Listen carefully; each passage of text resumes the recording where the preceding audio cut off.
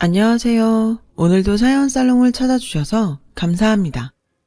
저는 40대 중반의 여성이에요. 올해로 남편과 결혼한 지 15년이 됐네요. 저는 너무 가난해서 매일 끼니 걱정을 해야 되는 집에서 자랐어요. 부모님은 항상 일을 해서 돈을 버느라 힘들었지만 그렇다고 저희 집 형편이 나아지지는 않았어요. 아무리 돈을 모으려고 애를 써도 버는 게 너무 적었기 때문에 저희 집은 가난에서 벗어나지 못했고 결국 제가 12살 때 부모님은 중대한 결정을 내리게 됐어요. 당시 7살이었던 남동생을 아들이 없는 부잣집으로 보내기로 한 거였어요. 그리고 얼마간의 금전적인 도움을 받기로 했죠. 엄마는 동생이 떠나기 전날 밤에 우리를 계속 안고서 우셨어요. 미안하다. 부모 잘못 만나서 너희가 이런 고생을 하는구나. 정말 미안하다. 한편으로는 동생이 잘 사는 집에 가서 부족한 것 없이 살면 그게 더 좋을 거라고 생각하신 것 같아요. 동생이 가고 나서 저희 집은 전보다 좀 나아졌어요. 항상 쌀이 집에 있었고 엄마는 매일 일하러 나가지 않게 됐어요. 저는 가끔 동생이 보고 싶어서 어디로 갔는지 물어봤지만 부모님은 절대 알려주지 않았어요. 서로 찾지 않는다는 약속을 한 것 같더라고요.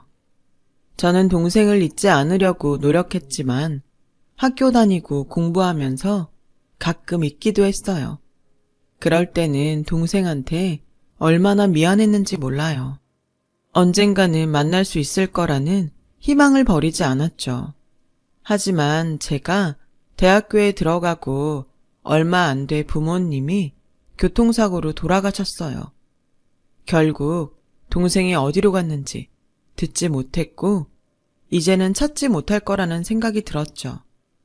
그래도 동생이 어딘가에서 잘 지내고 있기를 매일 기도했어요. 저는 대학을 그만두고 동대문에 작은 가게를 얻어 옷을 팔았어요. 부모님이 빚진 게 있어서 그걸 갚고 나니 돈이 얼마 안 남았거든요. 저는 다시 어릴 때 내일은 밥을 못 먹는 게 아닐까 걱정하던 게 트라우마로 남아서 더는 돈 때문에 전전긍긍하며 살기가 싫었어요. 그래서 악착같이 돈을 벌어서 모았죠. 다행히 제가 만든 옷들이 반응이 좋아서 매출이 점점 늘어났어요. 그렇게 열심히 장사를 하면서 남편을 만나게 됐어요. 남편은 제가 있던 상가에 점포를 몇 개나 가지고 있던 임대업자였어요. 젊은 나이에 성공하다 보니 가게를 하는 사람들 사이에 이런저런 소문도 많았어요. 상가 점포뿐만 아니라 재개발 지역에 땅이 있고 건물도 있다는 말도 있었죠. 저는 남편이 제게 관심을 보일 때 거절하지 않았어요. 기왕이면 돈이 좀 있는 사람을 만나고 싶은 게 솔직한 심정이었거든요. 남편은 제가 야무지게 일 잘하는 모습이 보기 좋다고 했어요. 항상 보면 가게 문도 제일 일찍 열고 늦게 닫고 옷도 손님들이 고르기 좋게 진열도 잘 해놓더라고요. 이렇게 꼼꼼하고 확실한 사람이랑 같이 살면 참 좋겠다고 생각했거든요. 라며 제게 프로포즈를 하더라고요. 저는 너무 얼떨떨해서 근데 저는 상진 씨처럼 부자도 아니고 공부를 많이 한 것도 아니에요. 저를 좋게 봐준 건 감사하지만 나중에 저한테 실망하실지도 몰라요. 저도 대학 안 나왔어요. 어떻게든 먹고 살려고 일찍부터 일하다 보니 남들보다 빨리 돈을 좀 모은 것 뿐이에요. 저는 수인 씨 지금 모습이 좋아요. 고민이 됐어요. 주변에서는 저런 돈 많은 젊은 임대업자는 바람도 많이 피고 속 많이 썩일 거라면서 말렸죠. 저도 그 생각을 안 해본 건 아니었어요. 하지만 분명 남편을 좋아하는 마음도 컸어요. 그래서 혹시 하는 마음에 할 수 있는 대로 남편 뒷조사를 좀 해봤죠. 그랬더니 따로 만나는 여자도 없었고 금전 관계나 사업도 깔끔했어요. 저는 남편이 제 지금 모습이 좋다는 말을 믿고 결혼을 하기로 했어요. 남편도 일찍 부모님이 돌아가셔서 둘이 사이좋게 손을 잡고 식장에 들어갔죠. 결혼식을 마치고 나서 저는 남편에게 동생 이야기를 했어요. 좋은 일은 아니었지만 어차피 알아야 된다고 생각했거든요. 또 여전히 동생한테 미안한 마음이 있고 언젠가 만나게 될 거라는 희망을 버리지 않았다고 했죠. 어릴 때 그런 일이 있었다니 정말 힘들었겠네. 어린 마음에 상처가 컸겠어. 이렇게 얘기해줘서 고마워. 생각보다 더 관대하게 받아들이더라고요. 저는 그런 남편을 남들 말만 듣고 의심했던 게 미안하고 또 고마웠어요. 그래서 제 일을 계속하면서도 집안일도 소홀하지 않고 최선을 다해 남편을 위해 신경을 썼죠. 저희는 그렇게 별 문제 없이 6개월 정도를 행복하게 지냈어요. 그런데 어느 날부터인가 남편이 자꾸 생활비를 늦게 주더라고요. 원래 주기로 한 날짜에서 하루 이틀 늦어지더니 나중에는 일주일, 한 달 이렇게 밀리게 됐어요. 처음에는 저도 돈을 버니까 크게 신경 쓰지 않았지만 한 달이 지나도 생활비를 주지 않으니 더는 가만히 있을 수 없었어요. 요새 무슨 일 있어? 지난달 생활비 안 줬는데 혹시 잊어버린 거야? 아, 그랬지. 미안. 내가 깜빡했어. 이따 나가자마자 넣어줄게. 라며 그날 바로 입금을 했길래 정말 잊어버렸나 보다 했죠. 하지만 또 생활비를 늦게 주기 시작했고 나중에는 3달이 지나도 주지 않았어요. 저는 통장에 돈이 입금됐는지 확인할 때마다 가슴이 두근거리는 증상이 생겼어요. 내가 자꾸 잔소리나 하고 바가지 긁는 사람 될까봐 말 안 했는데 너무 신경이 쓰여서 말을 해야겠어. 도대체 무슨 일을 하고 다니길래 자꾸 생활비를 늦게 줘? 벌써 몇 번 늦어서 계속 입금 날짜 바꿨잖아. 그런데 이번에는 3달이야. 혹시 누가 가게세 못 내는 사람 있어? 그런 거면 나도 이해하니까 솔직히 말해봐. 정말 미안해. 당신도 돈을 벌고 그 돈으로 생활비 충분히 되겠다고 생각하니까 자꾸 잊어버리는 것 같아. 왜 내 건물 작은 거 있잖아. 거기 리모델링이 필요하대서 돈이 들어가다 보니까 그렇게 됐네. 근데 당신이 이렇게 신경 쓸 줄 몰랐어. 그런 건 얘기를 해줘야 내가 오해를 안 하지. 아무 말도 없이 생활비도 안 주니까 무슨 큰일이라도 생긴 건가 걱정했잖아. 나도 돈이 들어올 게 안 들어오니까 마음이 불안해지고. 당신 많이 불안했구나. 당신 돈도 꽤 있고 우리도 이렇게 넉넉하게 사는데 불안해하지 않았으면 좋겠어. 우리보다 더 없이 사는 사람들도 많잖아. 넉넉하긴 하지만 들어올 돈이 들어와야 적금도 제대로 넣는 데다가 들어올 돈이 안 들어오면 자꾸 불안하단 말이야. 내가 너무 없이 살아서 그런 것 같긴 한데 나도 어쩔 수가 없어. 알았어. 미안해. 내가 앞으로 밀리지 않고 잘 넣을게. 라고 저를 달랬고 그날 밀린 생활비를 다 보내주더라고요. 그렇게 몇 번 더 실랑이를 벌이고서야 남편은 제때에 생활비를 넣어줬어요. 그러던 어느 날 제가 가게에 나갔는데 건너편에 있는 친한 언니가 자기야, 자기네 B동 땡땡호 왜 팔았어? 거기 장사도 잘 되는데 거기 언니랑 나랑 친해서 자주 가는데 그 언니가 가게 주인 바뀌었는데 너무 구두쇠라고 짜증이 이만저만 아니더라고. 그런 노른자 자리를 판 거 보면 괜찮은데 투자하나 보다. 저는 당황했지만 웃으면서 아, 그렇게 됐어요 언니. 라고 얼머부리고 저를 모르는 부동산에 가서 알아봤어요. B동 땡땡호요? 그거 판 지 2주는 됐죠? 가격 잘 쳐서 받았다는데 혹시 그 가게 살려고 했어요? 그쪽 상가는 여기에 안 내놔요. 상가 1층에 있는 부동산에서 다 하니까 거기 가서 알아보세요. 저는 알겠다며 인사를 하고 서둘러 나왔어요. 남편은 그동안 저한테 가게에 대해 한마디도 하지 않았어요. 저희가 결혼할 때 약속한 게 각자 용돈을 따로 가져가도 되지만 가게 문제나 큰 돈은 꼭 서로한테 얘기하자고 했거든요. 그런데 이렇게 지켜지지 않는다는 게 너무 실망스러웠어요. 그렇다고 그 가게를 왜 팔았냐고 물어보기도 두렵더라고요. 혹시라도 다른 여자가 있다던가 도박 같은 걸 했다고 하면 어쩌나 겁이 났거든요. 남편은 그런 제 속도 모르고 웃으며 집에 들어오더군요. 오늘은 집에 일찍 들어왔네. 나는 오늘도 혼자 저녁 먹을 줄 알았는데 잘됐다. 우리 치킨이라도 시켜 먹을까? 라는데 정말 마음이 복잡해지더라고요. 며칠을 잠도 제대로 못 자며 지내고 있는데 상가에서 언니들이 저한테 조심스럽게 묻더라고요.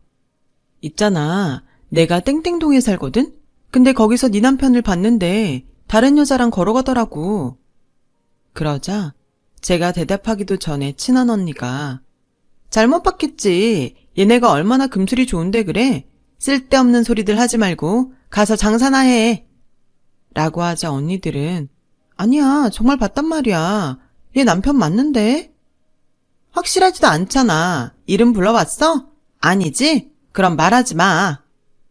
라며 친한 언니가 그 언니들을 정리했어요. 저는 고민 끝에 흥신소에 부탁을 해서 남편 뒷조사를 시작했어요. 너무 답답하고 불안해서 안 되겠더라고요. 저는 뒷조사 결과가 나오기 전까지 아무 일도 없는 것처럼 행동하려고 애를 썼어요. 하지만 혹시라도 남편이 눈치채지 않았을까 걱정이 되긴 했죠. 오늘은 밖에서 별일 없었어? 혹시 기분 나쁜 일은 없었고? 라고 물었더니 남편은 이상하다는 듯 저를 보며 아무 일 없었는데 왜 그래? 요즘 왜 자꾸 그런 걸 물어봐? 그냥 요즘 하도 세상이 험하니까 혹시 무슨 일이 있나 해서 그러지. 라며 얼머부렸어요. 당신은 걱정이 너무 많은 것 같아. 좀 더 마음을 편하게 가지려고 노력해봐. 그렇게 사서 걱정하면 스트레스 쌓여서 건강에도 안 좋대. 요가 같은 게 정신 건강에도 좋다던데 그런 학원이라도 다녀봐. 라며 태평하게 얘기하는데 정말 속이 터지는 것 같았어요. 그렇게 시간이 흘렀고 드디어 흥신소 사람을 만나는 날이 됐어요. 그 사람은 저에게 몇 장의 사진을 전해줬어요. 사진 속 남편은 낯선 동네에 있는 낯선 건물로 들어가고 있었어요. 여기가 땡땡동인데요. 이 집에서 한참 있다가 나오더라고요. 그리고 그 다음 사진에는 남편 뒤로 젊은 여자가 한 명 나오더군요. 여기 뒤에 사진들도 보면 이 여자분하고 같이 여기저기 다니더라고요. 라며 사진들을 쫙 펼쳤는데 마트며 공원이며 가게며 그 여자랑 안 가는 곳이 없더라고요. 저는 정신없이 그 사진들을 봉투에 담아넣고 그 자리에서 나왔어요. 다리는 후들거리고 손은 떨리고 입에서는 침이 바짝 마르더라고요. 결혼 전 상가 언니들이 남편처럼 젊은 나이에 임대업 하는 사람들은 여자도 많고 바람도 잘 핀다고 했던 말이 생각났어요. 저는 그 말이 현실이 된 것 같아서 너무 불안하고 두려웠지만 일단 제가 다시 한번 확인하기로 했어요. 제 눈으로 직접 보기 전까지는 그 무엇도 믿지 말자고 다짐했죠. 하지만 남편한테는 전처럼 대할 수 없었어요. 남편도 제가 냉정해진 걸 느꼈는지 자꾸 제 눈치를 보더라고요.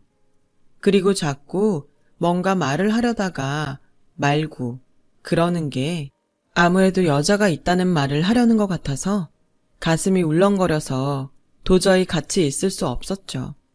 그래서 저는 신상품을 만든다는 핑계로 작업실에 틀어박혀서 집에 들어가지 않았어요. 남편은 작업실로 찾아와서 이렇게 일만 해서 어떡해. 벌써 일주일째네. 내가 맛있는 거 좀 사줄까? 이러다가 몸 상하겠어. 괜찮아. 나 신경 쓰지 말고 가서 일 봐. 라고 거절하자 남편도 더 말을 못하고 그냥 가더군요. 그렇게 시간을 보냈는데 흥신소에서 연락이 왔어요. 남편이 차를 타고 땡땡 동쪽으로 가고 있다는 거였어요. 저는 바로 작업실을 나와서 택시를 타고 땡땡동으로 갔어요. 가는 동안 어찌나 가슴이 두근대고 얼굴에 열이 올라오는지 택시 기사가 무슨 말을 하는데도 하나도 들리지 않더라고요. 저는 흥신소 사람이 말한 곳에 내려서 사진에 있던 건물을 봤어요. 5층짜리 상가주택이더라고요. 그리고 거기에서 남편이 사진 속 여자와 나오는 것을 똑똑히 봤죠. 남편과 여자는 웃으면서 무슨 얘기를 하고 있더라고요. 저는 혹시라도 남편이 저를 알아볼까봐 다른 건물 뒤에 단단히 숨어서 남편과 여자가 어디론가 가는 걸 계속 지켜봤어요.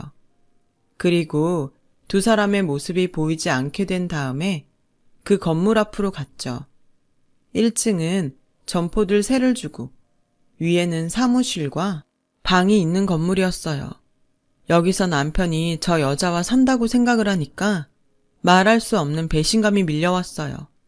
화가 너무 나서 거기 있는 가게 물건들을 다 때려 부수고 싶은 충동이 들었지만 다 꾹 참고 일단 집으로 돌아왔어요. 그리고 방에서 혼자 통곡을 하며 울었죠. 한바탕 울고 난 저는 남편이 오기 전 세수를 싹 하고 아무 일도 없는 것처럼 행동했어요. 저는 그날 이혼하기로 마음 먹고 변호사를 선임했어요. 그리고 필요한 서류들을 차곡차곡 준비해 나갔어요. 결혼한 지 1년도 안 돼서 이혼을 한다는 게 주변에도 너무 창피했죠. 하지만 주변의 충고를 안 들은 제 잘못이니까 어쩔 수 없다고 생각했어요. 그 즈음 남편은 자꾸 저를 보면서 무슨 얘기를 하려고 했어요. 있잖아. 저기 혹시 나한테 할 얘기 없어? 라든가 저기 말이야. 이따 밖에서 좀 볼까? 라며 말을 걸었지만 전 대꾸하지 않았어요. 아무래도 남편도 제가 알고 있다는 걸 눈치챈 것 같았어요. 그래서 되도록 빠른 시일 내에 이혼 얘기를 꺼내야겠다고 생각했죠. 저는 변호사에게 여러 조언을 들었어요. 증거 자료들을 보여주되 원본 말고 복사본들을 보여주라는 말도 하더라고요. 저는 남편이 여자와 찍힌 사진들을 여러 장씩 만들고 남편이 생활비를 늦게 보내줬던 것까지 통장들을 싹 복사해놨어요. 생활비를 안 줬을 때 제 돈으로만 감당했던 영수증들도 전부 모아놨고요. 만반의 준비를 마친 저는 남편에게 얘기 좀 하자고 말을 붙였죠. 그런데 의외로 남편이 먼저 아주 진지하게 내일 당신하고 밖에서 좀 만났으면 좋겠어. 요즘 많이 바쁘고 피곤한 거 잘 아는데 그래도 시간 좀 내줘. 그래, 나도 할 말 있었는데 잘 됐네. 근데 굳이 밖에서 만나야 돼? 그냥 집에서 얘기하면 되지. 라고 하니 남편은 내가 잠깐 어딜 갔다 와야 돼서 그래. 어딜 갔다 오는데 중요한 데야? 나랑 얘기한 다음에 가도 되잖아. 그게 꼭 먼저 가야 되거든. 내일 만나서 다 얘기할게. 꼭 만나야 될 사람이 있어. 라는데 드디어 때가 왔구나 싶더라고요.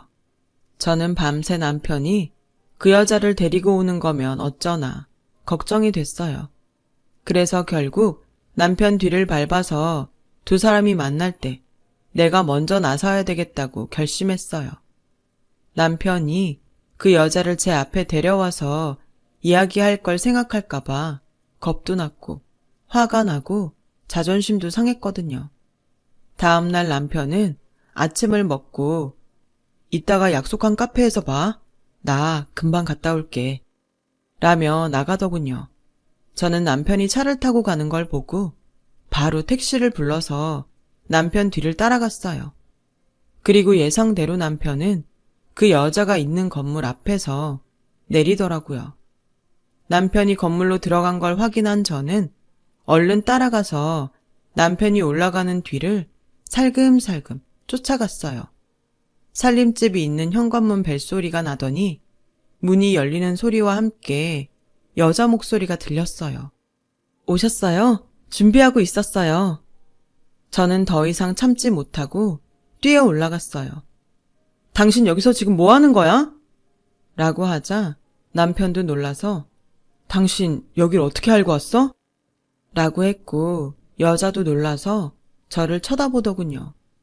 둘이 너무 뻔뻔한 반응에 제가 막 화를 내려는데 여자가 갑자기 집으로 들어가며 잘 됐네요. 잠시만요.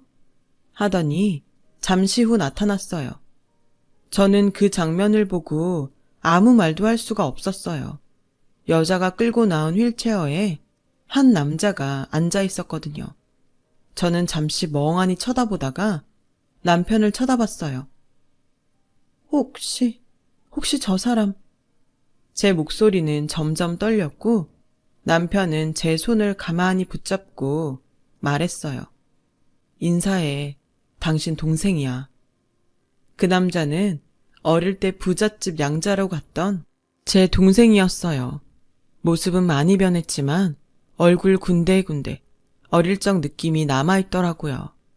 동생은 저에게 안녕, 너무 오랜만이네 누나 라며 인사를 했고 저는 그만 눈물이 왈칵 쏟아지고 말았어요. 남편은 제 어릴 적 얘기를 듣고 그때부터 백방으로 수소문을 해서 남동생을 찾아다녔다고 해요. 그래서 결국 남동생을 만났는데 허름한 단칸방에 누워서 꼼짝도 못하고 있었다는 거였어요. 동생은 부잣집 양아들로 가서 처음에는 잘 살았다고 해요. 그런데 고등학교 때 양아버지 사업이 망하고 잠적했고 동생은 양어머니와 먹고 살기 위해서 공사장 막노동을 하게 됐다는 거였어요.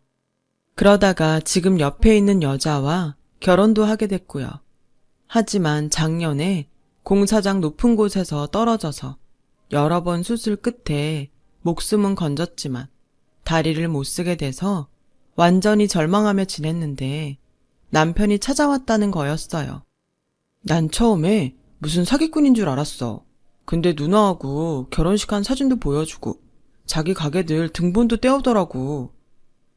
남편은 동생네가 아내의 편의점 아르바이트로 먹고 사는 걸 보고 생활비를 대주고 그 많은 빚을 다 갚아줬다는 거였어요. 얼마 전에는 여기 집을 사서 동생한테 편하게 싹 리모델링을 하고 제 올케한테 카페를 내줬는데 그러느라 생활비가 늦었고 상가도 판 거였더라고요. 동생은 눈시울을 붉히며 어릴 때 그 집으로 보낸 게 날 버린 거라고 생각해서 누나만 부모님 사랑을 독차지하고 사는 것 같아서 화도 났었어. 내가 만약 그 집에 가지 않았으면 이렇게 다칠 일도 없었을 것 같았거든. 라며 울먹였어요. 동생의 아내도 옆에서 눈물을 닦으며 아주버님이 이 사람 병원도 데려가서 재검사 받게 해주셨어요. 수술도 다시 받고 꾸준히 재활치료하면 좀 더 나아질 수 있대요. 라는데 정말 뭐라고 해야 할지 모르겠더라고요. 저는 눈물을 흘리며 우리 뭐든 다 얘기하자고 했잖아.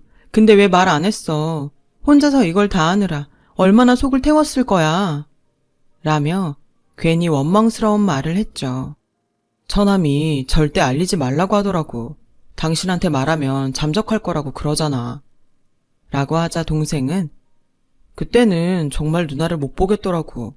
그리고 나는 이렇게 비참한데 누나는 잘 먹고 잘 산다고 하니 한편으로는 좋으면서도 한편으로는 화가 났어.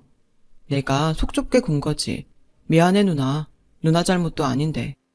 저는 동생과 끌어안고서 같이 통곡을 했어요. 옆에서 올케와 남편도 울고 있더라고요.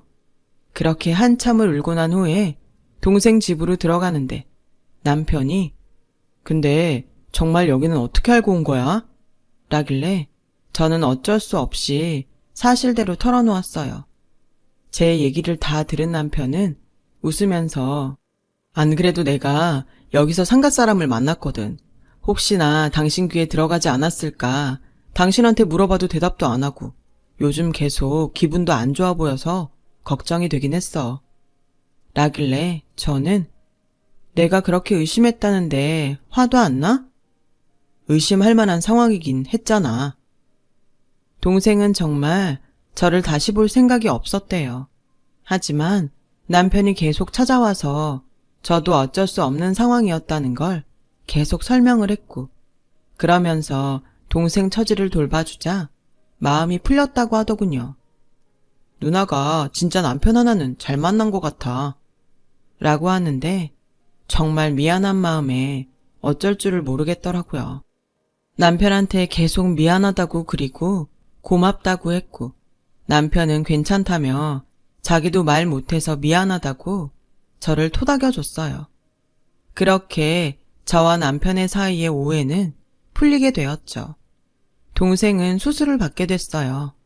저는 동생이 재수술을 하는 동안 수술실 앞에서 지키고 있었어요. 동생은 무사히 수술을 마쳤고 재활치료에 들어갔어요.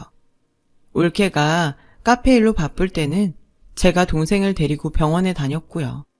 그렇게 몇 년간 노력했더니 동생은 일어나서 걸을 수 있게 됐어요. 물론 지팡이를 짚어야 되긴 했지만 그것도 차차 나아질 거라고 믿고 있어요. 그렇게 저는 남편 덕분에 어릴 때 헤어졌던 동생과 다시 만났고 지금은 두 집이 서로 오가며 행복하게 살고 있답니다. 저와 남편 사이에는 아들, 딸, 남매도 생겼고요. 동생도 딸을 낳았어요. 정말 예전에 고생했던 걸 생각하면 요즘은 매일이 꿈만 같아요. 동생은 온라인 쇼핑몰을 만들어 직원을 두고 제가 만드는 옷들을 판매하고 있어요. 저도 더 제대로 하고 싶어서 애들을 키우면서 의상 공부도 틈틈이 하는 중이에요. 나이가 많지만 앞으로를 위해서 더 많이 배워야죠. 인생이란 게 그 자체가 참 영화인 것 같아요. 지금까지 제 이야기를 들어주셔서 너무 감사합니다. 모든 분들 좋은 일만 있었으면 좋겠어요. 그럼 늘 행복하고 건강하세요. 여러분, 사연 댓글에 응원과 현명한 조언 부탁드려요. 좋아요와 구독은 저에게 큰 힘이 됩니다. 오늘도 좋은 일 가득하세요.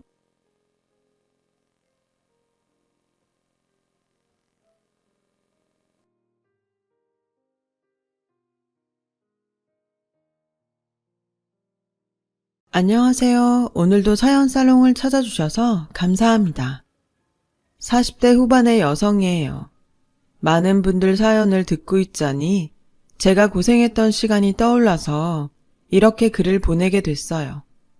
저는 아주 어릴 때 부모님이 헤어지셔서 엄마와 함께 살았어요. 엄마는 생활력이 아주 강한 분이라 식당을 운영하시며 저를 키우셨고 식당도 꽤 잘 됐어요.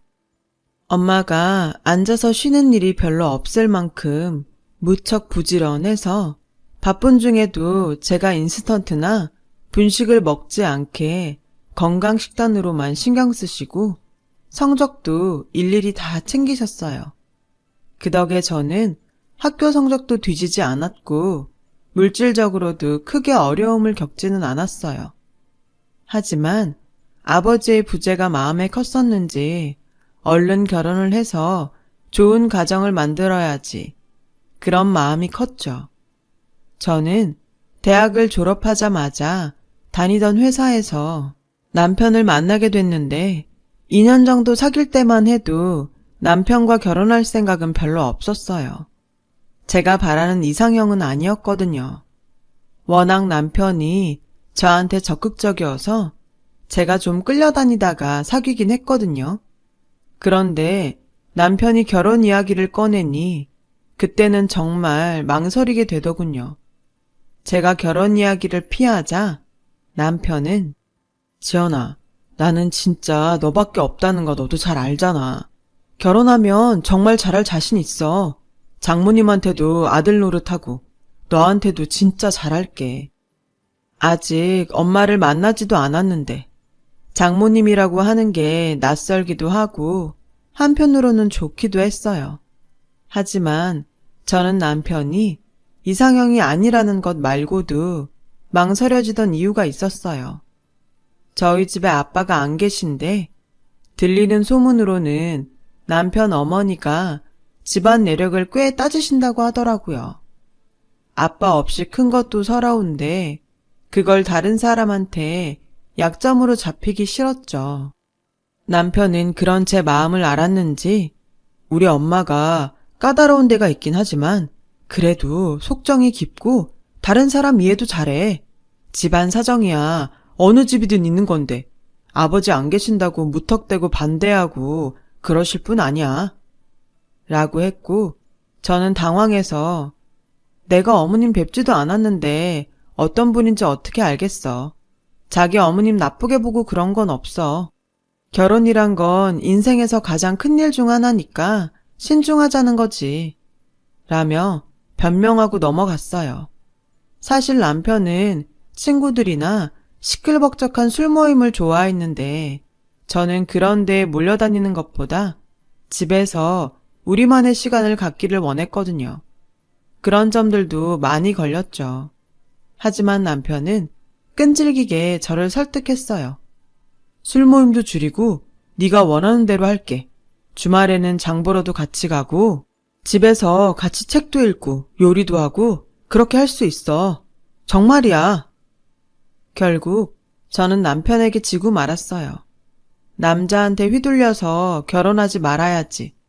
마음 단단히 먹었던 게 흔들린 건 누가 나를 또 이렇게까지 좋아해 줄까 그런 생각이 들었기 때문이었어요. 엄마는 남편이 집에 인사를 오자 손을 꼭 잡으며 우리 지연이가 아빠 없이 커서 마음에 외로움이 많아. 자네가 많이 채워주면 좋겠어. 라고 하시는데 눈물이 나더군요. 엄마는 제가 외로워하는 걸 다 알고 계셨던 거예요. 엄마 힘들까봐 티내지 않는다고 했는데 역시 엄마는 모르는 게 없구나 하는 생각에 마음이 아팠어요. 남편이 우리 집에 인사를 한 후 남편 집에 갔어요. 저는 홍삼에 한우에 명품 향수까지 잔뜩 사가지고 가면서도 엄청 긴장이 됐죠. 하지만 시어머니는 듣던 만큼 깐깐하지 않으셨어요.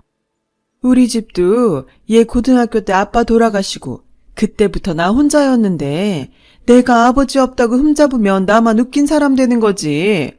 어머니께서 혼자 이렇게 딸 잘 키우신 걸 보니 참 대단하시다는 생각이 든다. 라고 하셔서 저는 안심이 됐어요. 시어머니는 엄마가 큰 식당을 운영하시는 거에 관심을 많이 보이시더라고요. 집안 내력을 본다는 게 돈을 본다는 뜻이라는 걸 그때의 저는 전혀 몰랐기 때문에 엄마를 좋게 보는 걸로만 생각했어요. 저와 남편의 결혼은 일사천리로 진행됐고 어느 가을 좋은 날에 결혼식을 올렸어요. 신혼 때는 정말 남편이 노력하는 모습이 보였어요. 그렇게 밖에서 친구들하고 어울리기 좋아하는 사람이 주말이면 저하고 같이 시간을 보내려고 애쓰더라고요. 시어머니도 저한테 크게 무리한 요구는 하지 않으셨어요. 제가 알아서 주말마다 찾아가기는 했지만 제사나 김장같이 큰일이 있을 때가 아니면 다른 일에는 자유를 많이 주는 편이었죠. 하지만 이런 시간은 정말 결혼하고 딱 3년 뿐이었어요. 사람은 고쳐 쓰는 거 아니랬다고 남편은 점점 밖으로 돌기 시작했어요. 집에만 있는 게 갑갑하니 친구들 만나서 술 마시고 놀다 오는 건 저도 이해를 하죠. 남편은 하루도 빠지지 않고 약속을 잡아 술을 마셨어요. 원래 친구를 좋아하고 술을 좋아하던 사람이니 주말에는 집에 있던 게 그렇게 답답했나 보다 하고 처음에는 그렇게 이해했죠. 하지만 본성이 그런 걸 자기도 어떻게 할 수 없는지 주말에는 아예 펜션 같은 데를 잡고 노느라 외박을 하더군요. 그 무렵 친정에도 일이 생겼어요. 엄마가 친구 보증을 잘못 써줘서 그렇게 잘 되던 식당을 통째로 넘겼고 엄마는 그 충격에 한동안 시름에 잠기시더니 점점 몸이 안 좋아지기 시작하셨어요. 저는 남편도 남편이지만 엄마도 돌봐야 해서 한동안 친정을 자주 왔다 갔다 했어요. 그런데 시어머니가 저보고 친구들 오는 날 집에 와서 갈비찜을 하라고 하시더라고요. 어머니, 갈비찜 이번만 밖에서 사드시면 안 될까요? 그날 엄마 병원 예약한 날이거든요. 몸이 많이 안 좋으셔서 검사를 해야 된대요. 제가 돈 드릴게요. 라고 하자 시어머니는 넌 내가 돈이 없어서 갈비찜 하라는 줄 아니? 그동안 그만큼 봐줬으면 며느리 노릇 좀 하라는 거야. 어떻게 된 애가 너는 결혼을 해서도 그렇게 친정 노래만 부르고 사니? 우리 아들 번 돈으로 네 엄마한테 생색내는데 맞들렸어 아주. 저는 너무 놀라서 아무 말도 할 수 없었어요. 그동안의 시어머니의 태도와 너무 달랐으니까요. 그리고 제가 시댁에 며느리 노릇 소홀히 한 적도 없었고 단지 엄마가 병원에 같이 갈 사람이 없어서 제가 가는 건데 그렇게까지 말씀하시는 건 정말 충격이었어요. 엄마는 사돈이 섭섭한가 보네. 그냥 시댁에 가봐. 병원에는 엄마 혼자 갈 수 있어. 내 나이가 몇인데 그런 거 혼자 못하겠어. 엄마, 그런 문제가 아니잖아. 괜찮으니까 같이 병원 가자. 나 여태까지 시댁에 예의 벗어난 행동한 적 없고 엄마 아파서 병원 간다는데 그걸 보고 뭐라고 하는 건 아닌 것 같아. 지금이 무슨 조선시대도 아닌데 내 엄마 아픈 것도 못 챙기게 해. 내가 다른 때에 더 잘하면 돼. 라고 우기며 엄마와 함께 병원에 갔어요. 저는 그날 엄마와 같이 병원에 가지 않았으면 평생 후회할 뻔했어요. 엄마는 위암이었고 아주 심각한 상태라고 하더군요. 아무래도 친구가 잠적하고 식당에 넘어가서 너무 힘드셨던 것 같아요. 제가 엄마를 잡고 펑펑 울자 엄마는 괜찮아. 나 그렇게 쉽게 안 죽어. 아직 손자도 안아보지 못했는데 그냥 갈 것 같아? 이대로는 절대 못 죽지. 수술하고 치료 잘 받으면 돼. 라며 오히려 저를 위로하셨어요. 엄마가 힘든 수술을 하고 항암 치료를 하는 동안 시어머니는 연락 한 번도 하지 않으셨고 남편도 병문안도 오지 않았어요. 시어머니는 틈만 나면 제가 그날 시댁에 가지 않은 걸 갖고 계속 걸고 넘어지시더라고요. 하여간에 요즘 것들은 시댁 무서운 줄도 모르고 아주 지들 하고 싶은 대로 편하게 잘도 산다. 아니면 어릴 때부터 아빠 없이 자라서 가정교육을 제대로 못 배워먹어서 그렇게 싸가지가 없는 건지 라며 저희 집을 무시하는 말을 거침없이 하곤 했어요. 정말 처음 볼 때의 시어머니와 달라도 너무 달랐죠. 알고 보니 시어머니는 친정엄마 식당이 넘어가고 우리 집이 경제적으로 어려워지니까 더 이상 별 볼 일 없다고 생각하고 함부로 대하기 시작했던 거더라고요. 시어머니가 가는 비싼 미용실이 있었는데 결제를 제가 했었거든요. 거기 원장님이 저한테 아니, 어떻게 저렇게 사람이 변해? 원래 저 사람 돈밖에 모른다는 얘기는 많이 들었지만 그래도 새댁한테 잘하는 거 보면서 그냥 소문인가 보다 했는데 그게 진짜였어. 내가 새댁 너무 안타까워서 그렇게라도 말하는 거야. 시어머니는 미용실에서 그렇게 엄마 험담을 하고 제가 빈털털이 됐다고 한탄을 했다는 거였어요. 그지, 볼 게 뭐 있다고. 여자 엄마 돈 있으니 내 아들 그 덕이나 보겠다 했는데 아주 싹 거덜났잖아. 이러다가 우리가 그 집 먹여 살리느라 독박 쓰면 어떡해?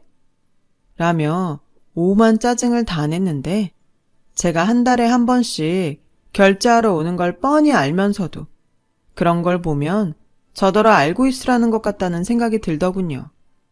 남편도 이런 상황에 눈 하나 깜빡 안 했으니 똑같은 인간이었던 거죠. 정말 서러워서 눈물이 나왔어요. 당장이라도 이혼하고 싶었지만 그럴 수 없었어요. 안 그래도 아픈 엄마한테 저까지 걱정거리를 줄 수 없었거든요. 모든 원인이 엄마 식당이 넘어간 거란 걸 알면 엄마는 정말 다시 일어나지 못할 것 같았죠. 저는 그저 모든 걸 꾹 참는 수밖에 없었어요.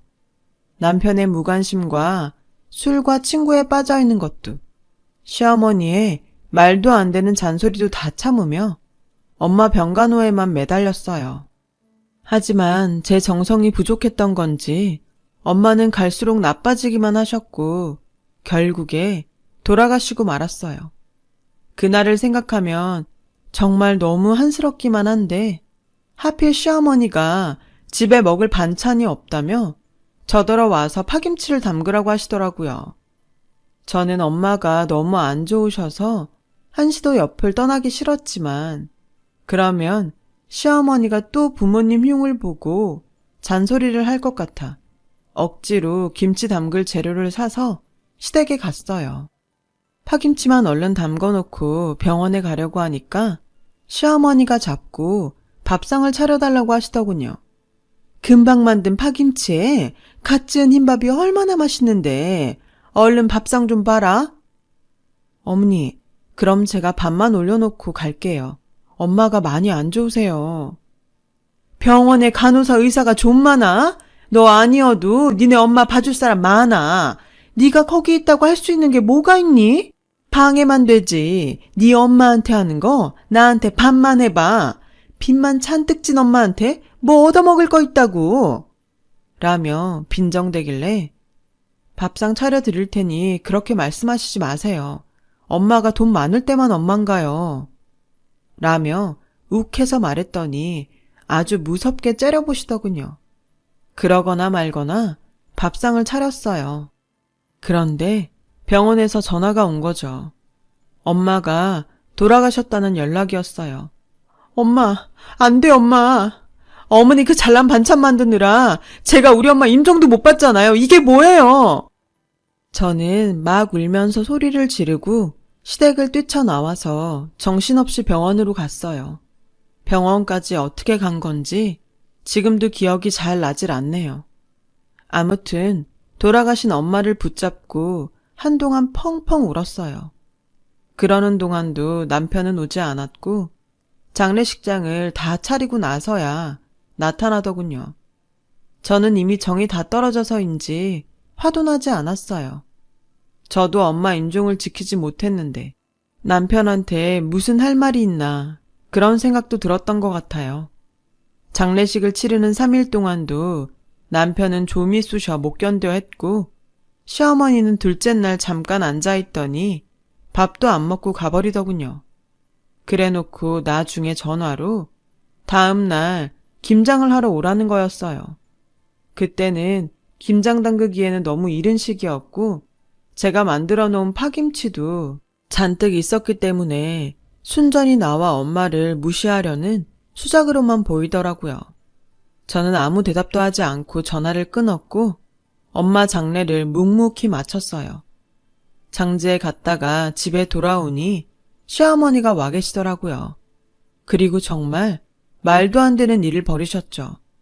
시어머니는 제가 현관에 들어오자마자 저한테 소금 한 바가지를 퍼부으시는 거였어요.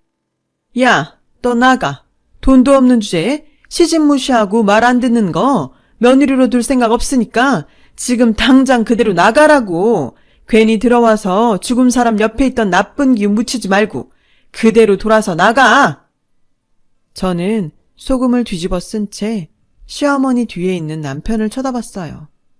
남편은 아무렇지도 않은 표정으로 옷을 벗더니 소파 위에 벌렁 누워서 TV를 켜더군요. 시어머니는 남편이 벗어놓은 옷을 커다란 비닐봉지에 넣어서 저한테 집어던지며 이것도 다 갖고 나가. 장례식에서 재수 온 붙은 거 네가 다 가지고 나가라고. 라며 악을 썼어요. 남편은 그런 자기 엄마를 말릴 생각도 안 했고 오히려 다 귀찮다는 표정으로 TV 볼륨만 더 높였어요. 저는 장례식 동안 쌓였던 피로에 엄마 잃은 슬픔까지 더해 시어머니랑 남편하고 싸울 힘도 없었어요. 그래도 이 집에서 더는 살 수 없다고 생각했죠. 저는 저를 못 들어오게 밀쳐내는 시어머니를 제치고 방에 들어가서 간단히 짐을 싸서 나왔어요. 한동안은 친구 집에 신세를 지면서 눈물바람으로 보냈어요. 엄마가 돌아가신 것도 슬펐고 엄마가 없으니 남편도 시어머니도 나를 더 막대하는 것 같아서 너무 분하고 화가 났어요. 하지만 언제까지 그렇게만 있을 수는 없었죠. 저는 있는 돈을 다 털어서 단칸방을 얻었고 일자리를 알아보기 시작했어요. 아무리 전에 좋은 직장을 다녔다고 해도 경단녀한테 선뜻 일자리를 주는 회사는 없었어요. 그러다가 저는 친구의 소개로 요양원에서 행정일을 하게 됐어요. 다행히 저한테 힘든 일은 아니어서 적응하는 건 어렵지 않았어요. 정말 열심히 일을 했어요. 제가 홀로 서기를 열심히 하는 동안 남편은 저를 몇 번 찾아왔어요. 됐으니까 이제 그만 들어와라. 언제까지 밖에서 주접 떨면서 개길 거야? 라고 하길래 우리 엄마 장례식 때문에 재수 온 붓는다는 집에 내가 뭐하러 다시 들어가? 내 생각 해주는 척 하지 말고 이혼 서류에 도장이나 찍어. 너 술 먹고 들어오면 해장국 끓여줄 사람 없고 네 엄마 반찬 해줄 사람 없어서 아쉬운 거잖아. 라고 하자 남편은 인상을 쓰며 돌아갔고 얼마 후 이혼 서류에 도장을 찍어 보냈더군요. 그렇게 저와 남편은 이혼을 하게 됐죠. 그리고 요양원 일에 더 열심을 냈어요. 제가 할 일은 아니었지만 어르신들이 같이 쓰는 공간에 청소도 거들고 가끔은 할머니, 할아버지, 말벗도 대어드렸어요. 그분들을 볼 때마다 돌아가신 엄마가 생각이 나서 마음에서 한 번 더 살펴드리게 되더라고요. 그런 저를 잘 봤는지 원장님은 제게 따로 보너스를 챙겨주시더군요. 김지연 씨, 자기 일도 할 거 많은데 척척 잘하고 노인분들 수발까지 들어주니 내가 얼마나 고마운지 몰라. 아니에요. 저야 할 일을 하는 건데요. 아빠는 제가 아주 어릴 때 엄마랑 이혼하셨고 엄마도 얼마 전에 돌아가셨거든요. 다 제 부모님 같은 마음이 들어서 제가 하고 싶어서 하는 거예요. 그런 일이 있었구나. 몰랐네. 그래도 이렇게 자기 부모님처럼 생각하고 일일이 비위 맞추는 거 쉽지 않은데. 김지연 씨 타고났나 봐. 요양사 자격증 따보는 거 어때? 그때까지 생각하지 못했던 일이었는데 괜찮을 것 같았어요. 그래서 원장님이 하라는 대로 공부를 해서 사회복지사 자격증을 따고 요양보호사 교육과정을 마치게 되었죠. 원장님은 그동안 제가 행정일을 하면서 노인들 돌봤던 것까지 경력으로 인정해주면서 다른 요양사들을 관리하도록 하셨어요. 저 정말 열심히 일했어요. 전보다 더 노인분들 환경에도 신경을 썼고 예산이 허락하는 내에서 가장 좋은 것들을 해드리려고 노력했죠. 그 효과가 나타났는지 저희 요양원이 좋다고 소문이 나서 들어오겠다는 문의가 예전보다 더 많이 늘어나더라고요. 그러던 어느 날 50대쯤 된 남자분께서 저를 찾아오셨어요. 부모님 입원 문의를 하러 오셨나 보다 생각했는데 김지연 씨 되시죠? 심형수님 대리 변호사입니다. 심형수님이요?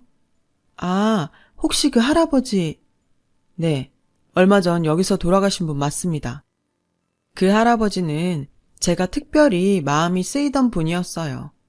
아빠가 계시면 이분 나이쯤 되겠다 싶어서 행정일을 할 때도 자주 들러서 얼굴도 씻겨드리고 로션이랑 선크림 발라서 휠체어로 바깥 마당에도 자주 모시고 나갔거든요. 변호사는 그분이 상당한 자산가였다고 하는 거였어요. 자식도 없는 분이셔서 원래는 재산을 모두 사회에 환원하신다고 하셨는데 돌아가시기 전에 김지연 씨 앞으로 재산의 20%를 남긴다고 유언장을 고치셨어요. 그분이 제게 주신 재산은 50억쯤 되더라고요. 저는 뜻밖의 일에 너무 놀라서 몸둘 바를 몰랐어요. 당시 요양원 원장님은 요양원의 편의시설 증축과 확장에 대한 자금 문제 때문에 여러 가지로 고민이 많으셨어요. 저는 요양원에 일부 투자하기로 했어요. 지연 씨, 정말 그래도 되겠어? 어떻게 될지 확실치도 않은데 정말 아깝지 않아? 이보다 더 어떻게 잘 쓰겠어요. 원장님은 제가 어려울 때 저 많이 돌봐주셨잖아요. 이렇게라도 제가 도움이 될 수 있어서 너무 다행이에요. 젊은 사람이 이렇게 경우가 밝은 건 또 처음 보네. 고마워 지연 씨. 우리 열심히 해보자. 원장님은 눈시울을 붉히며 제 손을 꼭 잡으셨어요. 저와 원장님은 옆 건물을 인수해서 병실과 여러 시설을 늘리고 그동안 요양원이 좁아서 받지 못했던 노인분들까지 받게 되었어요. 그러면서 요양원 이미지도 더 좋아졌죠. 그런데 하루는 남편한테서 전화가 왔어요. 당신 잘 지내는 거야? 요양원도 운영한다며. 어떻게 일이 잘 풀렸나 보네. 어디서 들었는지 모르겠지만 그쪽하고 상관없고요. 이제 저한테 당신이라고 하지 마시죠. 제가 왜 그쪽 당신입니까? 라며 쏘아붙이자 남편은 더 이상 말을 못하고 전화를 끊더군요. 그리고 얼마 후 시어머니가 요양원에 찾아왔어요. 만나고 싶지 않았는데 막무가내로 제 사무실로 밀고 들어오더니 땅바닥에 주저앉아 신세한탄을 하더군요. 아유, 얘, 내가 암에 걸렸댄다. 나 좀 살려다오. 라면서 매달리는데 정말 한숨만 나왔어요. 듣자 하니 니네 요양원이 그렇게 시설도 좋고 다른 데보다 밥도 잘 나오고 좋다며? 자리 하나만 내줘. 여기는 할머님은 못 들어오세요. 그런 게 어딨어? 네가 여기 있는데. 예정을 생각해서 네가 힘 좀 써봐라. 아니에요. 저희도 우선순위가 있어요. 할머님은 그 우선순위에서도 밀리시고요. 차라리 병원에 입원을 하세요. 내가 입원할 정도는 아니랜다. 그리고 할머님이 뭐니 청없이 들리게. 제가 댁하고 정이 있을 게 뭐 있나요? 우리 엄마 아프실 때 생각하면 저는 지금도 피눈물이 나요. 저는 댁 때문에 우리 엄마 임종도 못 지킨 사람이에요. 그런데 이제 와서 지 좀 살겠다고 요양원 자리 내달라는 말이 나와요? 댁처럼 쌩쌩하고 지잘난 맛에 혼자 잘 돌아다니는 사람한테는 여기 자리가 없어요. 갑상선암 초기시면 열심히 치료하면 나으실 거예요. 하늘도 무심하시지. 우리 엄마같이 열심히 살고 착하던 분은 그렇게 데려가시고 남한테 기생충처럼 빌붙는 게 버릇된 이런 사람들은 휴, 뭐 이것도 다 하늘에서도 좋은 사람만 필요한가 보다 라고 생각하고 살고 있어요. 당신 같은 사람 돈 없으면 무시하고 그런 사람한테는 요양사도 소개 못 해주니까 그런 줄 아세요. 저는 완전히 차갑게 돌아섰어요.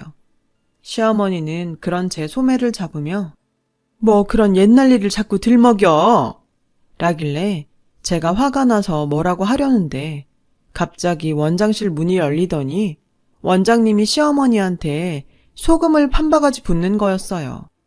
진짜 내가 아픈 사람한테 이래보긴 처음인데요. 할머니, 양심이란 게 있으면 그렇게 사시면 안 되죠.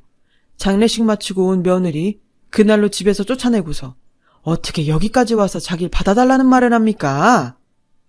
그 말에 요양원 1층에 있던 사람들이 모두 시어머니를 보며 아무리 사람이 뻔뻔해도 똥오줌은 가릴 줄 알아야죠.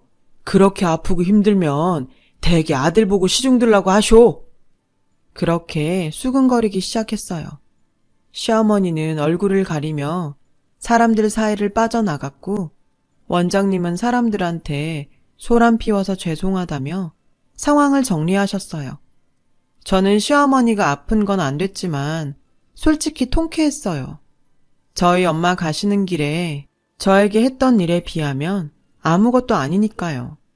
그 후로 시어머니와 남편은 다시는 저한테 연락하지 않았어요. 알고 보니 시어머니는 요양사 몇 명을 갈아치우고 다들 학을 떼고 시어머니 집을 피하니까 저한테 찾아온 거였더라고요. 요양사들한테도 막말하고 그깟 일 한다며 무시했다고요. 그런 게 돌고 돌아서 벌을 받은 건지 모르겠지만 시어머니는 아무도 봐줄 사람이 없어서 결국 시골 친척집에 얹혀 살게 됐다고 해요. 그 후로는 소식을 알 수 없네요. 그게 벌써 5년도 더 된 일이에요. 저는 원장님과 계속 요양원을 하고 있고요. 얼마 전부터는 좋은 남자를 만나 교제 중에 있어요. 결혼을 할지는 아직 잘 모르겠지만요. 저는 일단 제 일과 삶에 충실할 생각이에요. 제 긴 이야기 들어주셔서 감사하고 모든 분들의 삶에 건강과 안녕이 함께 하시길 바랍니다. 다들 좋은 하루 보내세요. 여러분, 사연 댓글에 응원과 현명한 조언 부탁드려요. 좋아요와 구독은 저에게 큰 힘이 됩니다. 오늘도 좋은 일 가득하세요.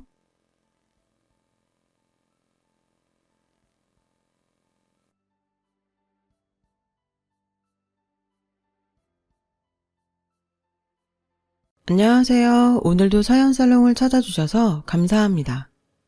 저는 50대 초반의 여성입니다. 늘 힘들기만 했던 제 인생에 5년 전 기적이 찾아왔던 이야기를 해보려고 해요. 저는 보육원에서 자라 늘 가족이 있는 사람들을 부러워했어요. 그래서 꼭 좋은 사람을 만나 가정을 이루는 게 꿈이었죠. 고등학교를 졸업하고 보육원을 나오면서 어느 작은 회사에 취직을 하게 됐어요. 공장에서 일을 하고 옆에 있는 기숙사에서 지낼 수 있는 곳이었어요. 열심히 돈을 모아서 혼자 자취할 날만 꿈꿨어요. 나만의 공간을 갖고 싶었거든요. 그렇게 돈 모으는 데 열중해 있던 어느 날 남편을 만나게 됐어요. 사무직이었던 남편이 공장에 샘플을 전달하러 왔다가 저와 만나게 된 건데요. 저는 그때 공장 사무실에서 격리를 하고 있었어요. 남편은 제가 마음에 들었는지 처음 만났을 때부터 친근하게 말을 걸었고 그런 남편이 좋았어요. 친절하고 따뜻하게 대하는 사람이 별로 없었으니까요. 처음 받아보는 친절에 마음을 뺏겼던 것 같아요. 남편과 6개월 정도 사귀다가 결혼을 했습니다. 어릴 때부터 꿈꿔왔던 가족이 생긴다는 것에 너무도 마음이 벅차 결혼식 내내 울었던 기억이 나네요. 남편은 그런 저를 보며 결혼식 날 신부가 그렇게 울면 미운 딸 낳는다는데? 라며 놀리는 바람에 더 울었었네요. 시어머니는 말이 없고 무뚝뚝해 보이셨지만 고아인 저를 받아주신 것만도 감사해서 처음 뵀던 날 큰 절까지 올렸었죠. 그리고 누구보다 잘 살겠다고 약속했어요. 결혼 후 몇 년간은 별일 없이 잘 지냈어요. 두 아이가 태어났고 저는 애들을 키우랴 남편 뒷바라지하랴 매일매일 정신이 없어서 하루가 어떻게 가는지도 모르고 지냈어요. 그때 시어머니 댁에 반찬과 김장김치도 제가 다 했는데 지금 생각하면 그 많은 일을 어떻게 다 했나 엄두가 나질 않네요. 그런데 남편이 조금씩 변해갔어요. 원래 성품이 나왔다고 하는 게 더 맞을 것 같아요. 언젠가부터 남편은 월급을 제대로 갖다 주지 않았는데 알고 보니 시어머니가 월급을 달라고 했다는 거였어요. 제가 남편한테 어머님이 당신 월급 달라고 하셨다며 그래도 우리가 쓸 건 남기고 드려야지 그렇게 다 갖다 드리면 애들은 어떡해 우리 생활비는 어쩌고 지금 당장 내일 장볼 돈도 없는데 미리 말을 해주던가 라고 하자 남편은 버럭 화를 내며 아니 그동안 내가 갖다 준 돈 다 어쩌고 내일 장볼 돈도 없다고 그래? 그렇게 돈을 물쓰듯 낭비하니까 엄마가 돈을 달라고 하셨지. 당신 진짜 어쩌려고 돈 관리를 그따위로 하는 거야? 라는 거였어요. 저는 너무 황당하고 어이가 없어서 당신이 갖다 준 돈이 얼마나 된다고 그렇게 말해? 우리 생활비하고 적금 붓고 나면 빠듯해서 남는 것도 없어. 그건 당신이 제일 잘 알잖아. 그리고 내가 무슨 낭비를 해. 낭비할 돈도 없지만 난 몇 년째 옷도 안 사 입잖아. 그렇게 말하면 난 억울하지. 라고 했고 남편은 시끄러. 앞으로 엄마가 용돈 조금씩 보낸다니까 그걸로 쓰고 살아. 아우, 진짜 내가 엄마 보기 창피해서. 라고 소리를 지르고는 집을 나가더군요. 시어머니는 제가 친정이 없다고 은근히 일도 많이 시키셨고, 갑자기 불러서 저녁을 지어라, 친구들이 오니 밥상 차려라, 그러는 일도 많았지만 다 꾹 참고 시키는 대로 해왔어요. 그렇게 하는 게 집안에 분란도 안 생기고 나는 미움받아도 우리 애들은 사랑받을 거라고 믿었기 때문이었어요. 하지만 남편 월급을 가져가는 건 도저히 이해가 되지 않았어요. 어머니, 현수 아빠한테 들었는데 월급을 달라고 하셨다면서요. 그런데 그 돈은 제가 적금도 붓고 애들하고 생활도 해야 돼서요. 라고 하니, 니네 쓸 돈은 준다고 성주가 얘기 안 했니? 그동안 보니까 네가 아주 씀씀이가 해프더라. 시장 가서 야채 같은 것도 쓸데없이 많이 사오고 내 식구 먹으면서 뭘 그렇게 많이 사는 거냐. 그래서 내가 가지고 있으면서 쓸 만큼만 주겠다고 했다. 어머니, 제가 장을 많이 본 건 어머니가 저희 반찬을 많이 가져가셔서 넉넉히 만드느라고 그랬던 건데요. 시끄럽다. 너 말하는 게 아주 이상하다. 지금 나 때문에 돈을 많이 썼다는 거야? 그렇게 나오시니 저는 더 이상 아무 말도 할 수 없었죠. 그때부터 저는 시어머니에게 매주 조금씩 돈을 탔어야 했는데 그 돈으로는 애들한테 들어가는 걸 써주기도 부족했어요. 남편한테 사정을 얘기하고 용돈을 좀 나눠달라고 했지만 남편은 코웃음만 치더군요. 내가 나가서 사람들 만날 때 돈 없어 절절 매야겠어? 사회생활하는 사람이 여유가 있어야지. 언제 무슨 일이 생길 줄 알고 막말로 갑자기 친구라도 만나면 내가 돈 한 푼 없이 가서 얻어먹기만 해야 돼? 다른 집 마누라들은 남편 자존심 세워준다는데 보고 자란 게 없어서 그런가? 라며 은근히 제가 고아라는 걸 비아냥거리더군요. 저는 너무 억울했지만 더 이상 아무 말도 하지 않았어요. 제 말이 통하지 않는다는 걸 몇 번의 경험을 통해서 알았으니까요. 저는 제가 할 수 있는 일들을 찾기 시작했고 집에서 할 수 있는 인형 눈 붙이기부터 밤가기 같은 일들을 했죠. 손도 많이 가고 힘이 드는 거에 비해 돈은 조금이었지만 그나마 집에서 애들을 보며 할 수 있는 일이었어요. 사정이 이런데도 시어머니는 주는 돈을 더 줄이더군요. 요새 돈 좀 번다며 그럼 더 안 줘도 되지? 라며 조금씩 줄이더니 어느 날부터인가는 돈을 한 푼도 보내지 않았어요. 어머니, 이번 주 돈은 언제 보내주세요? 원래 어제 주셨는데. 라고 하자 네가 버는 돈으로 충분히 쓰고 살겠더만 꼭 내 아들이 번 걸 그렇게 가져다 쓰려고 드니? 너도 좀 염치가 있어봐라. 다른 집 며느리들은 직장도 좋은 데 다녀서 집에 이모들 두고 시댁에도 돈 펑펑 쓴다는데 너는 어째 타갈 생각만 하니? 라며 오히려 핀잔을 하면서 내가 무슨 번듯한 사돈집이 있어서 어디다 자랑을 할 수 있기를 한가? 그렇다고 며느리 직업이 빵빵해서 덕을 볼 수 있기를 한가? 아휴, 정말 내 팔자야. 라고 들으라는 듯 신세한탄을 하시더군요. 저는 어머니한테 돈 만든 걸 포기해야 했어요. 그리고 애들을 어린이집에 두고 다닐 수 있는 일을 찾았고 보험 설계사를 시작하게 되었죠. 남편은 점점 집에도 잘 안 들어왔고 늦게 들어오는 날도 술에 취해 있을 때가 많았어요. 알고 보니 남편은 원래 도박에 빠져 있었더라고요. 그래서 한번 결혼을 했다가 한 달도 안 돼서 파혼을 했었다더군요. 나중에 공장에서 예전에 일하던 아줌마를 통해 듣게 됐죠. 하지만 저에게는 이미 남편 사이에 아들도 있었고 결혼 생활은 돌이킬 수 없는 노릇이었어요. 가족 없이 자란 저는 아이들도 그렇게 키우기 싫었어요. 그래서 그저 나만 참으면 된다는 마음으로 보험 일을 하면서 악착같이 아이들을 키웠어요. 다행히 아이들은 제 말이라면 자다가도 깨서 들을 만큼 착하게 잘 자라서 초등학교에서 공부도 곧잘 했어요. 그러던 어느 날 정말 저한테는 서러운 일이 터지고 말았죠.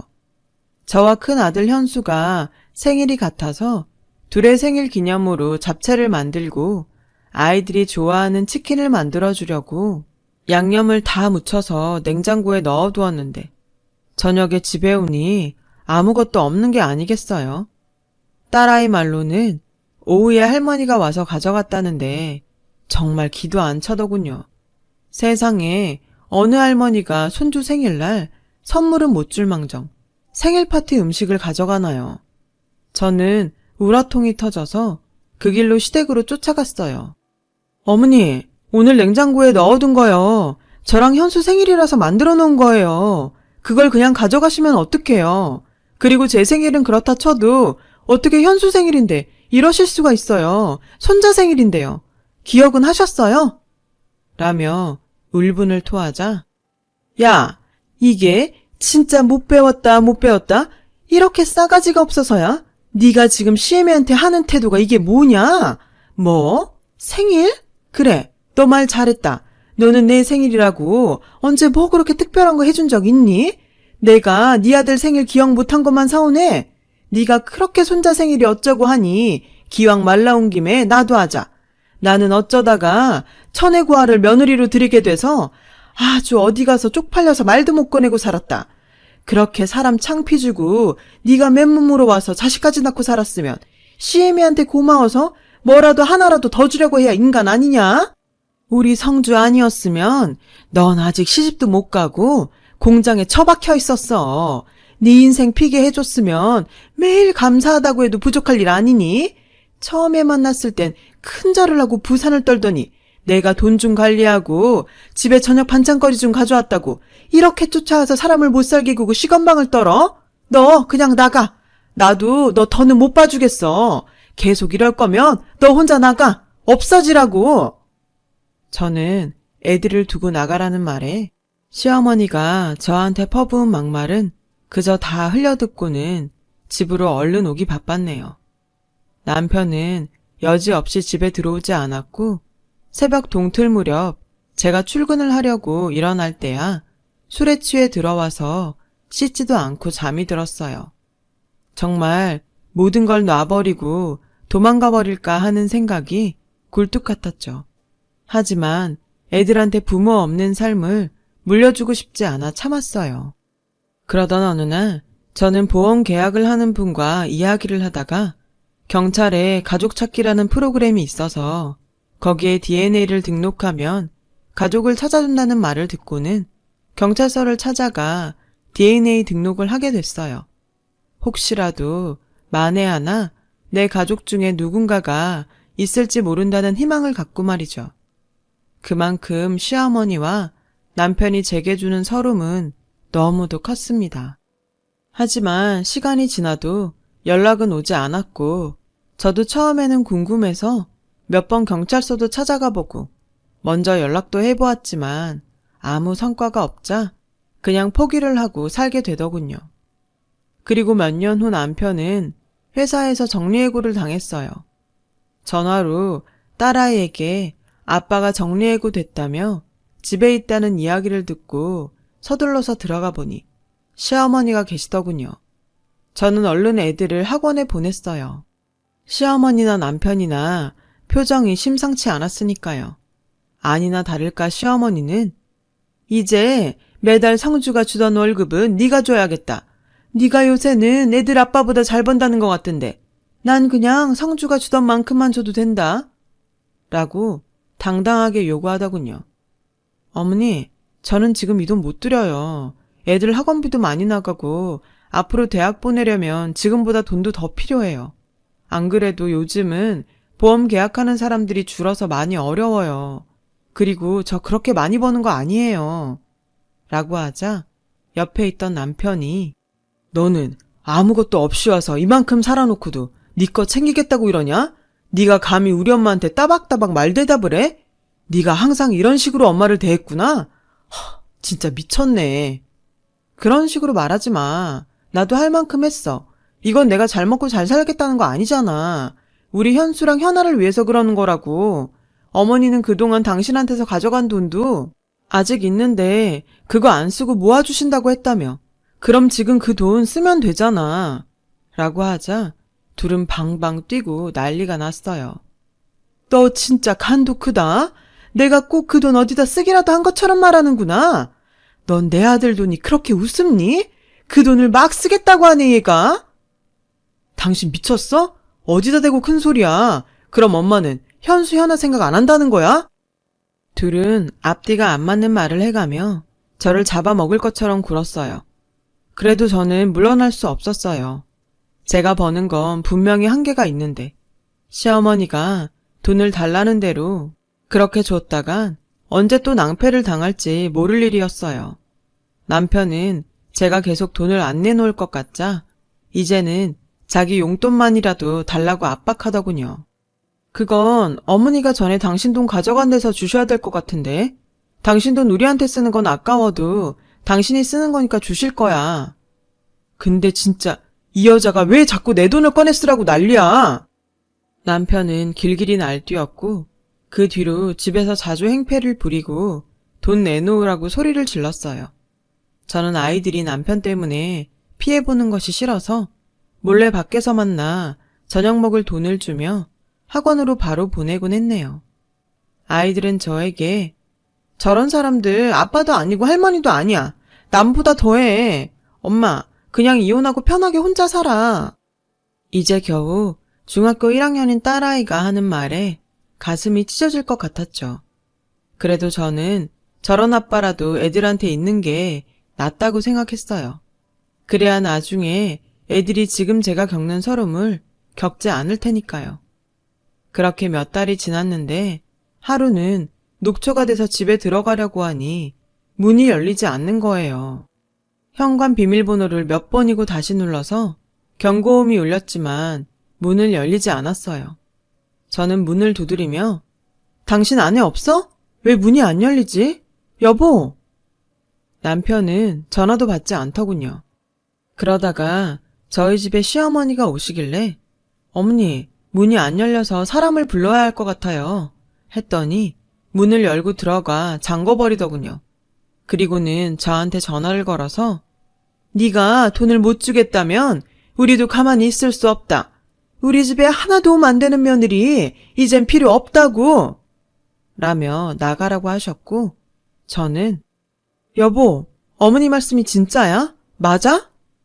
라며 계속 문을 두드리자 남편은 나와서 저한테 삿대질을 하며 다 필요 없다는 말 못 들었어? 나가라고! 학원에서 밤늦게 온 아이들은 이 사실을 알고 울고불고 난리가 났지만 시어머니는 오히려 니들이 그러면 엄마만 더 힘들게 될 줄 알아. 현수 너 함부로 까불고 엄마 찾겠다고 나서면 가만 안 둘 거야. 라며 애들한테 겁을 줬다고 하더군요. 저는 결국 급하게 혼자서 잠만 잘 수 있는 원룸을 구했고 더 악착같이 돈을 모아야 하겠다는 생각에 야식업체 설거지까지 했네요. 가끔 학교로 애들을 보러 가는 날이면 눈물바다가 됐죠. 애들은 자꾸 저와 살겠다고 했지만 아직 그럴 형편은 아니었어요. 저는 그저 애들에게 조금만 더 참으라고 말할 수밖에 없었어요. 그러던 어느 날 저는 뜻밖의 전화를 받았습니다. 가족 찾기에 등록한 DNA와 일치하는 사람들이 나타났다는 거였어요.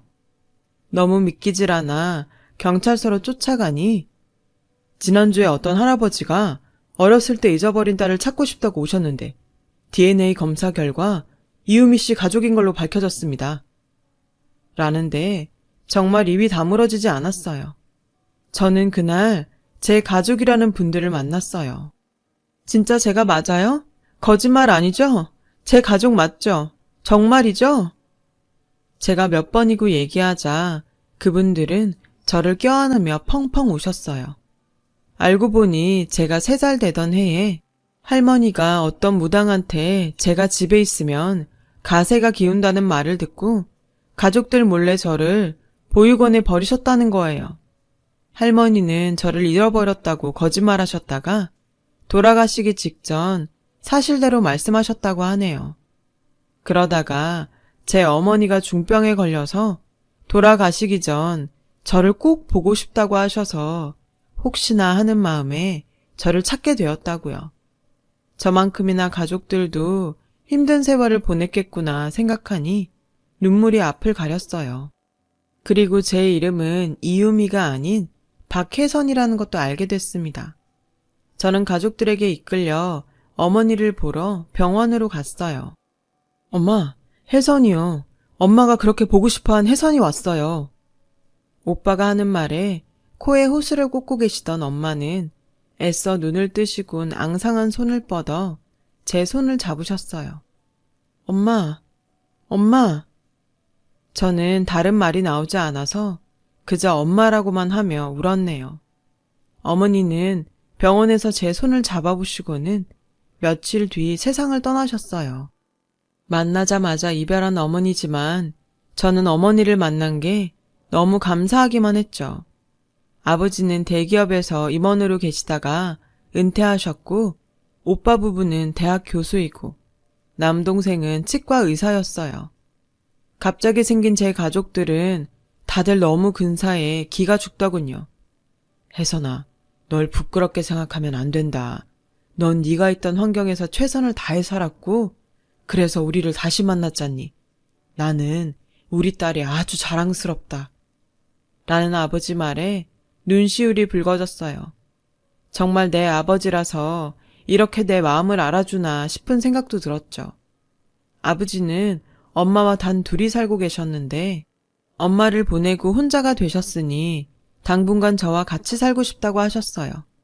저는 그게 너무 좋기도 했지만 애들이 걸렸어요. 그래서 일단 제 사정을 오빠한테 얘기했어요. 아버지한테 말하면 충격받으실까봐 걱정이 됐거든요. 오빠는 아버지한테 말해도 괜찮을 거라면서 같이 잘 말씀드리자고 했고 제 처지를 들은 아버지는 화가 나셔서 그 자리에서 일어나 당장 아이들을 데리러 가자고 하셨어요. 저는 남동생이 운전하는 차를 타고 아버지는 오빠가 운전하는 차를 타고 그렇게 시댁 앞에 검은 세단차 2대를 몰고 갔어요. 제가 배를 누르자 시어머니는 저인 걸 확인하시고 막말부터 퍼부으셨어요. 네가 무슨 낯짝으로 여기까지 왔냐? 이제 돈 좀 내놓을 생각이 들어? 그러자 아버지가 큰 소리로 저희 손주들 데리러 왔습니다. 라고 하셨고 그 말에 시어머니와 남편이 어리둥절해서 나오더군요. 남편은 저와 제 식구들을 위아래로 훑고는 어디서 등골 빼먹을 영감이라도 구했어? 그래서 이렇게 와서 큰 소리 치는 거야? 내 자식들 그런 구질구질한 돈으로 키우게는 못하지. 라며 빈정대자 오빠가 진짜 생각하는 수준 하고는 저분이 제 아버지세요. 우리가 혜선이 가족입니다. 라며 저를 가리키자 남편과 시어머니는 어리둥절 하더군요. 오빠와 남동생이 우리 애들 옷가지와 책들을 챙기는 동안 저는 시어머니와 남편에게 제 가족을 찾은 얘기를 했죠. 제 얘기를 들은 두 사람은 얼굴이 하얗게 질려서 아버지를 보다가 점점 고개를 숙이더군요. 아버지는 돈 때문에 항상 걱정이 많으신 것 같으니 이제 제 손주들은 제가 챙기겠습니다. 그동안 제 딸한테 하신 것에 대해서는 차차 어떻게 할지 변호사와 상의할 거고요. 라고 하셨고 변호사 소리를 들은 시어머니와 남편은 표정이 구겨졌어요. 오빠와 남동생이 애들 짐을 다 챙겨 나오자 시어머니는 다급하게 저를 붙잡고 얘, 우리 얘기 좀 하자. 그래도 너 갈 데 없을 때 우리가 받아줘서 여태까지 살았잖아. 아버님 오해 안 하시게 말씀 좀 잘 드리고 하는데 오빠가 시어머니 손을 탁 치며 남의 동생 함부로 잡지 마시죠. 그리고 받아줘요. 어디서 그런 말씀을 하시죠? 제 동생이 결혼을 했지 이 집에 일하러 들어온 일꾼입니까?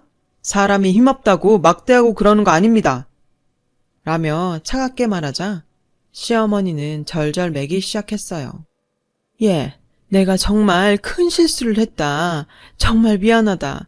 내가 잘못했어. 여보, 내가 미안해. 당신이 돈 안 준다니까 그만 욱해서. 정말 내가 바보 같았어. 미안해. 저는 너무 기가 막혀서 돈을 안 준다고 해서? 당신이 어떻게 그런 말을 해? 난 당신이 번 돈 거의 만져보지도 못한 사람이야. 그런데 내가 아이들하고 먹고 살겠다고 한 돈을 안 준다고 사람을 그렇게 내쫓아? 그것도 일하고 들어오는 사람을? 나 이혼 소송할 거니까 그렇게 알고 있어. 저는 애들을 데리러 학교로 갔고 갑자기 외할아버지와 외삼촌이 생긴 아이들은 어안이 벙벙했지만 곧 너무 기뻐하며 좋아해줬어요. 그리고 시어머니와 남편은 몇 번이고 제게 연락을 하고 찾아오기도 했지만 만나지 않았어요. 한 번은 제가 오빠 부부와 백화점에 갔는데 어떻게 알고 시어머니가 저희를 쫓아오신 거예요. 그래서 오빠가 무슨 얘기할 건지 드러나 보겠다며 같이 백화점 커피숍으로 들어갔죠.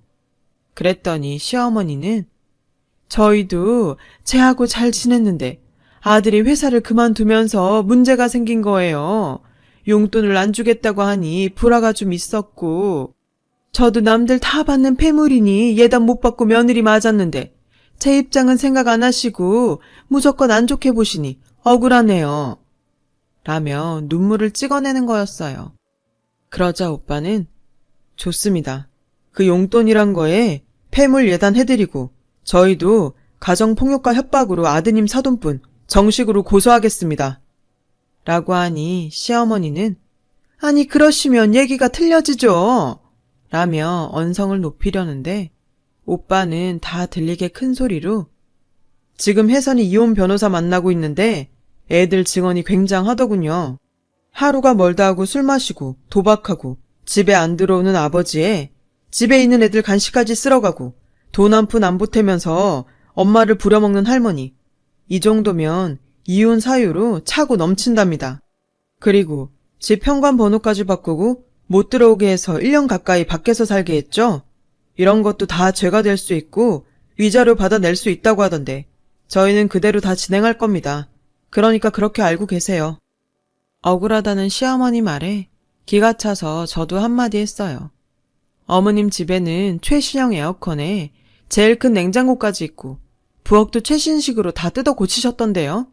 우리 애들 낡은 에어컨 안 돌아가서 더워서 힘들어할 때 언제 한번 들여다보기라도 하셨어요? 어떻게 이렇게 뻔뻔하세요? 이제 와서 제가 친정이 생기니까 이런 식으로 돌변하시다니 정말 너무 유치하고 우습네요. 그 미안하다는 말도 못 믿겠으니까 나중에 법정에서 만나죠. 라며 소리 질렀고 시어머니는 주변에서 다 쳐다보자 얼굴을 숙이고 서둘러 나갔네요. 저는 아버지가 잘 아시는 변호사분 소개로 좋은 이혼 변호사를 만나서 소송에 승소를 하고 위자료도 받고 정신적 피해 보상도 받았어요. 지금은 아이들도 다 대학 가고 저는 인생 처음으로 매일 편안한 생활을 하고 있어요. 이런 든든한 가족들이 있다는 게 살아가면서 이렇게나 힘이 된다는 걸 몰랐어요. 가지고 있을 땐 모른다고 하던데요. 많은 분들께서 가족이라는 존재가 원래 있었기 때문에 너무도 당연한 거라 소중함을 저만큼은 못 느끼실지도 모르겠어요. 오늘은 더 따뜻한 마음으로 가족들 한 번 더 생각해 보시는 건 어떨까요? 저 같은 사람도 웃을 날이 오니 사연 들으시는 분들에게도 좋은 일들 생기셨으면 좋겠다는 마음으로 이 이야기를 하게 됐습니다. 그럼 다들 행복하세요.